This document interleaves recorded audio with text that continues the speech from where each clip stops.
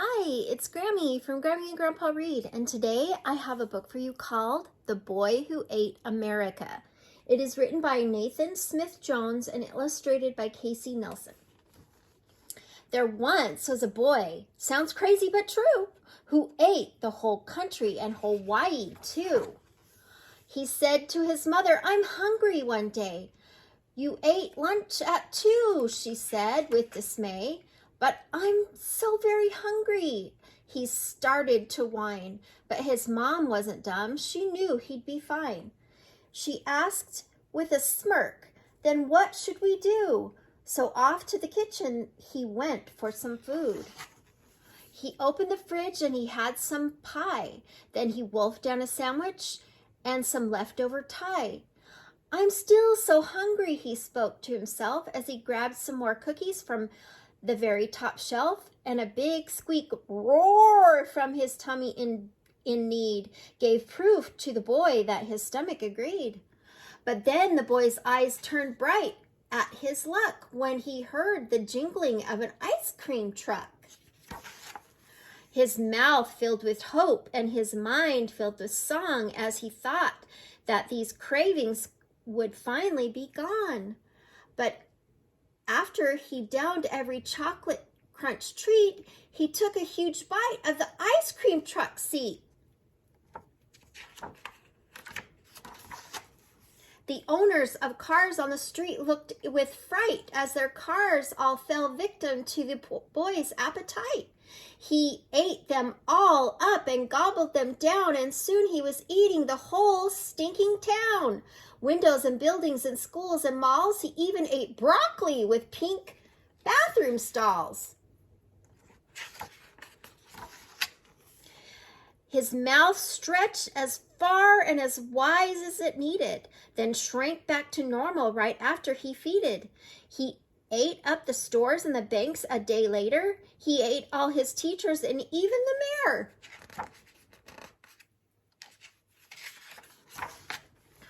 Then all the people in his stomach complained that being down in his inside was really a pain. Being rained on by soda and billboards and gum and napping with thousands down here wasn't fun.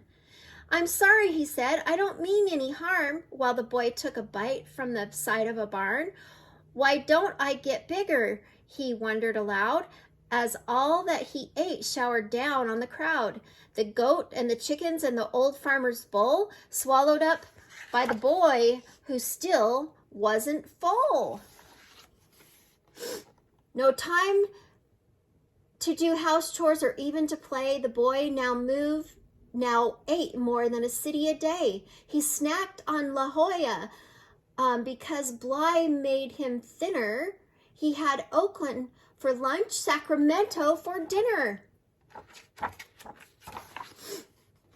And then before thinking of how it would taste, he went from city to chomping down states. Nevada on Tuesday with gold dollar jelly.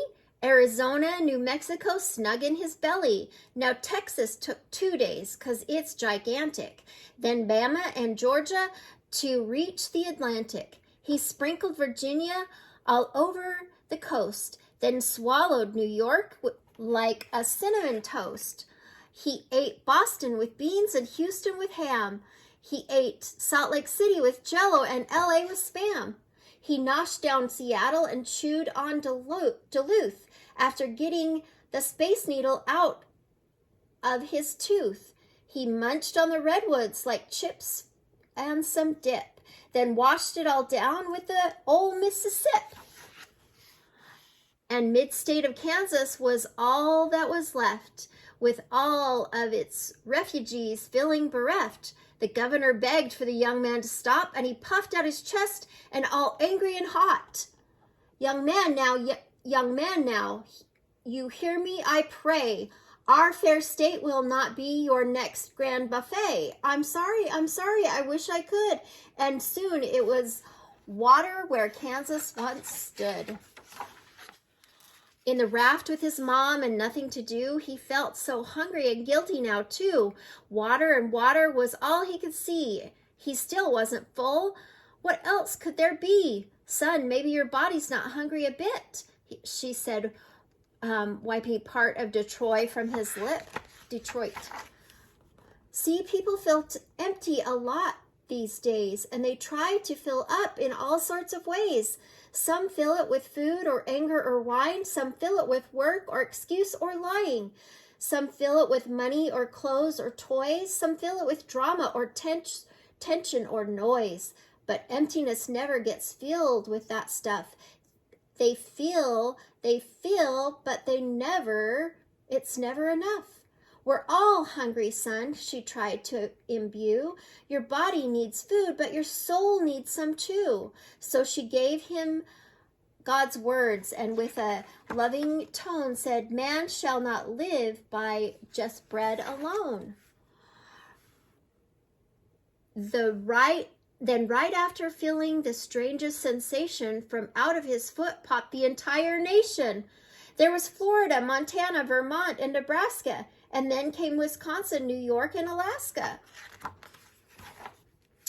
But now the whole country was all such a mess. Rocky Mountains in Pittsburgh and Times Square was out west.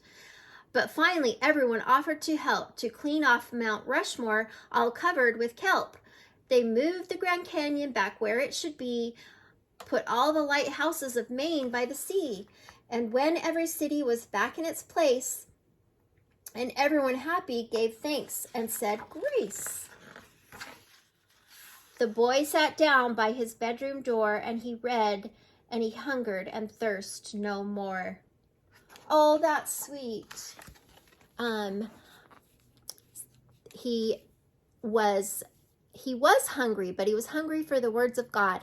I hope that you like this book, and I hope that you will like this channel and subscribe to our channel. Thanks.